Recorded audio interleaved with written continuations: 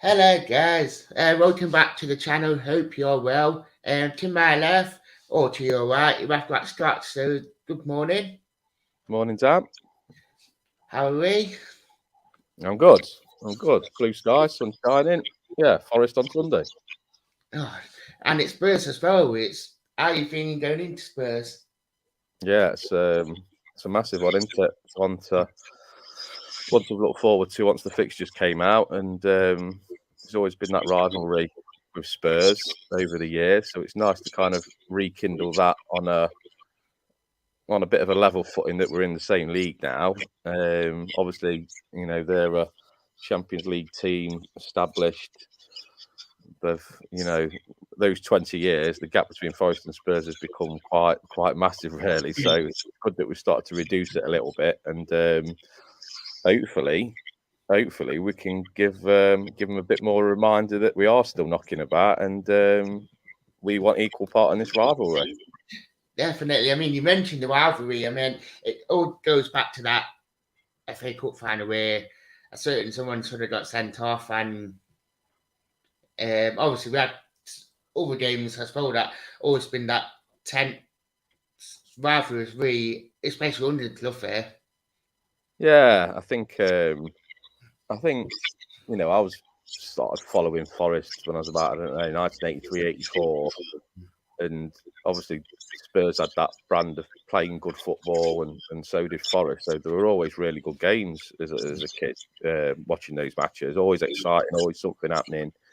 And I think we used to have the better of those games. And then obviously the cup final was disappointing, but then I can remember Roy Keane. I think that was probably maybe the following season or the season after he scored with a bullet header. And yeah, so it was the rivalry was always good. There was always some good cup games under the lights at the City Ground, I remember as well. So it was quite nice that we drew them in the cup, as well. I know some people are a bit disappointed, but I think under the lights they'll bring a few, and again they'll want to win. So that's another one to look forward to. That's the thing. I mean, we've probably Spurs once in what couple of times in a few years. Now we've got them 3 times in the season. It's like, Yeah, yeah, I suppose it's not been that much of a contest when we've played them before, because you just expect to get beat. But I'm hoping on Sunday they'll put on another good shouting, and yeah, obviously on TV as well, so we can show what we're made of, once more. yeah. I think the last time we played them was in the League Cup, weren't it? It was the couple of years, but as when Brian Clough passed away, so we did all the green tops and all that, and even that night, bar some lucky goals, we pretty much matched them all the way. Can't think, was the last time we played when It Stuart was, Pearce was in charge yeah, it was Psycho, and we and lost George 3-1. Grant scored? Yeah, I remember that, because he didn't put out a strong team, and then we went on a bit of a bad run after that game. yeah, he played like Dan Harden at right back, Fox at left back, Felfat up front. Yeah, I remember it. Bit disappointing. Yeah, so it's nice to have them back in the league. I mean, Paul was super duper. He got some right headaches going into it now regarding the team, even though it was against Grimsby. There were some standout performances that you'd be like, oh, you shall play Sunday. Yeah, it was quite nice to see those goals going. I didn't go to the game, but I was actually watching a non-league game, but the phone kept pinging through, and you're always a bit nervous when you look at your phone to see what the score is. But yeah, it was nice that obviously seeing Yatesy score, and what a goal that was from young Ryan. If we could keep scoring goals like that, I'd be knocking on the World Cup door, I'm telling you. Yeah. But yeah, I mean, obviously Sam Sturridge, 2 good goals.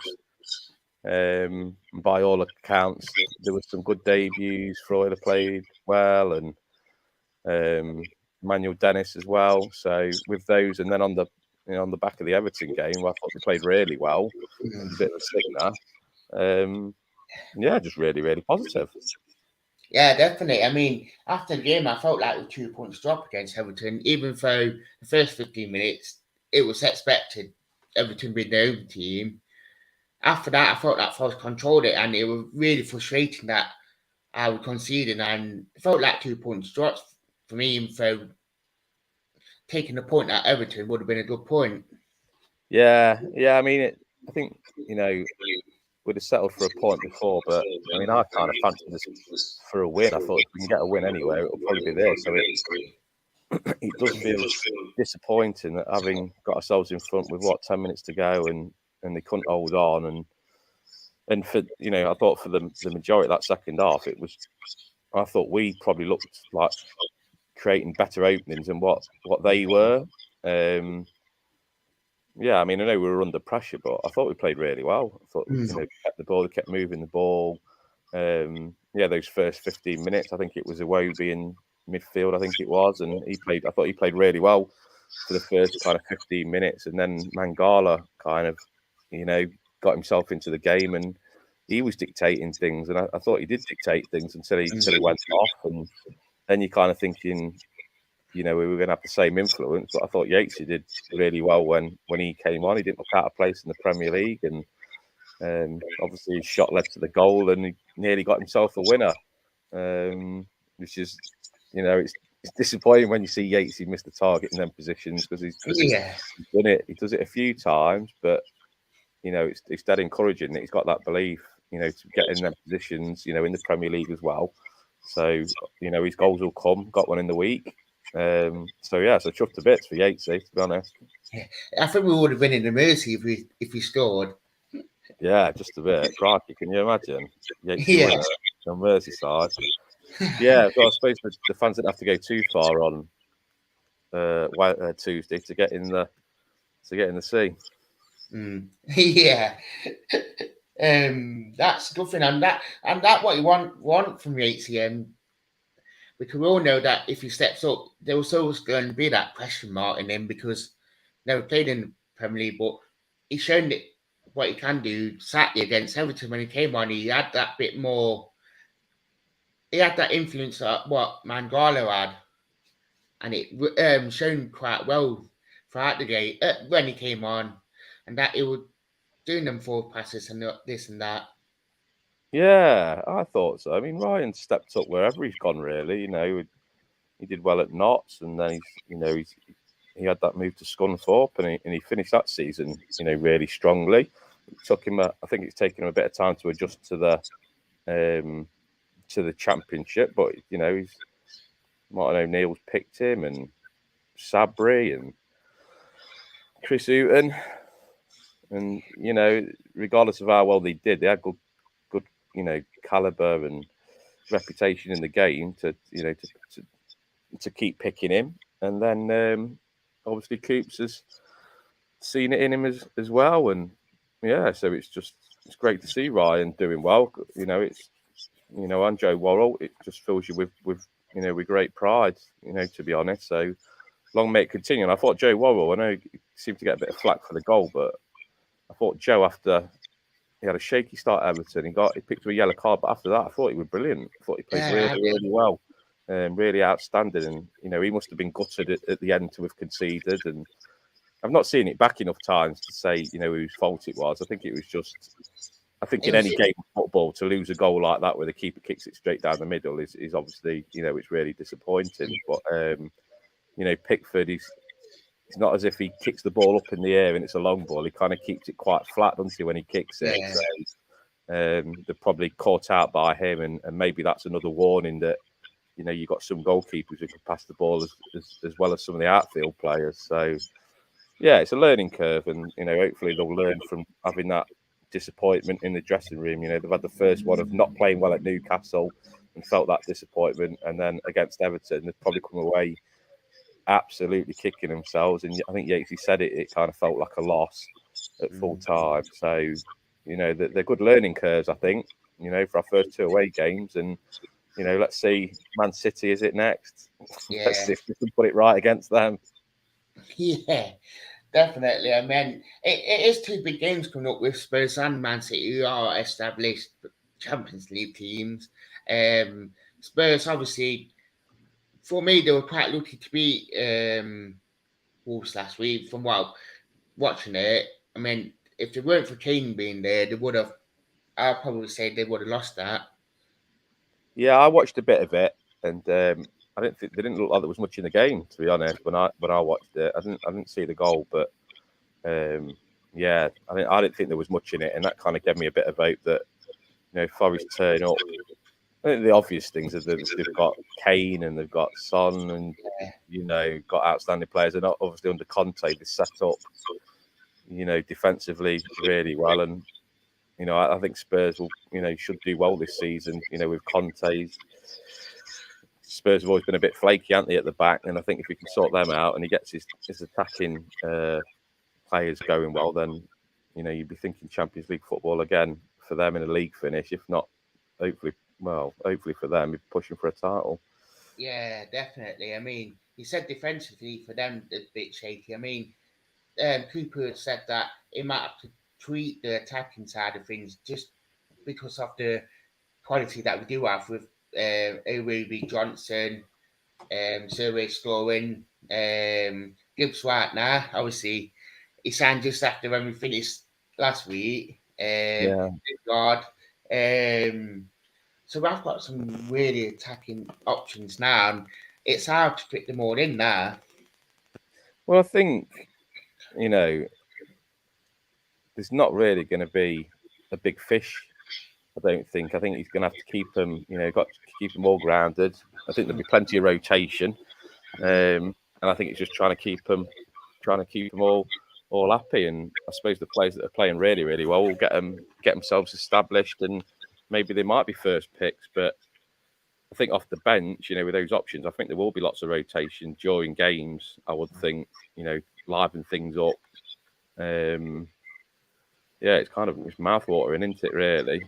Yeah. And yeah, you think if we get that crowd going like it was against West Ham and Morgan Gibbs White, I'm assuming that he'll probably make his debut on Sunday. So it's proper, just massively exciting, isn't it? Yeah. I mean, that home crowd as well will be massive. I mean, it will be exciting on Sunday just to see a couple of them players from Spurs that meant to be the big players. But yeah, I mean, the fan base just gonna be hopefully be awesome again. I mean, every game that they played in, that fan base been awesome. So hopefully that they can keep that going towards Spurs.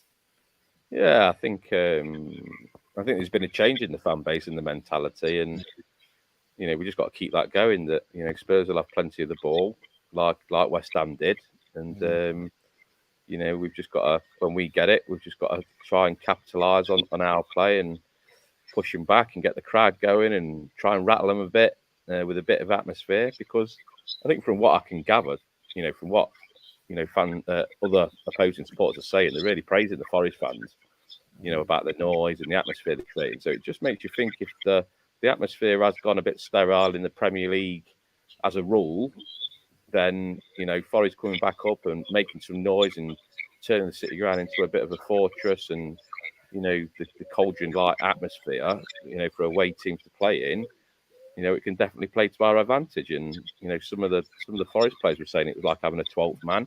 And to be honest, I was watching some of the West Ham fans' reaction from the game, and they were saying it felt like from kickoff that Forest were going to win because the 12th man was the crowd. So it just goes to show how important we can be as a fan base. And yeah, I think let's get in that ground and crank it up. And we have to make the most of it as fans being in the Premier League, don't we? So we have to give it our all.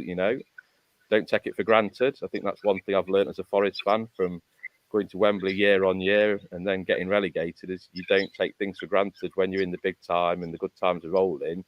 I'll never ever take it for granted ever again. Definitely. Definitely. You got to make the most of it now whilst we're in it. And when we do build and become established, that when you be like, oh, here we go. Yeah, I mean, the players at the ball, you're kind of thinking, crikey, it's like, if it all knits together, then, I don't know. We've got to avoid relegation, haven't we? You know, that's the thing. But I think the players that we're looking at, and you're looking at other Premier League squads, and you think, well, ours is, you know, it's not bad. It's not too bad. You know, you compare it to something like Leicester, and you're kind of thinking ours is not looking too bad. So yeah, so it's hugely exciting. Definitely. What's your score prediction for Sunday? I don't know. Ever the optimist I am. So I reckon I'm going to go. Oh, this is very optimistic. 3-2 Forest. Who you got for scoring? Morgan Gibbs White 2 and Brennan. It's very optimistic here. I know. Well, got to be on your. Got to be Yeah. optimistic. Yeah. Very. And I can. It's one of them ones. I think we get Spurs rattled. I think we can win it. I think if we keep the front two quiet, I think getting no shadow of that we can get something out of it. Bar the front two, there ain't that much excitement from the Spurs midfield or defence. So I think if we do keep the front 2 or 3 quiet, then I think we can win it.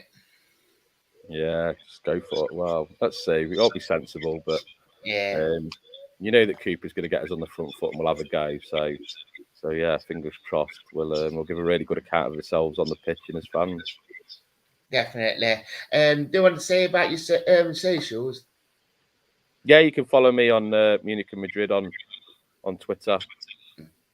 Yeah, definitely. So do drop fellow guys. I'd like to say thank you for coming on, Scott.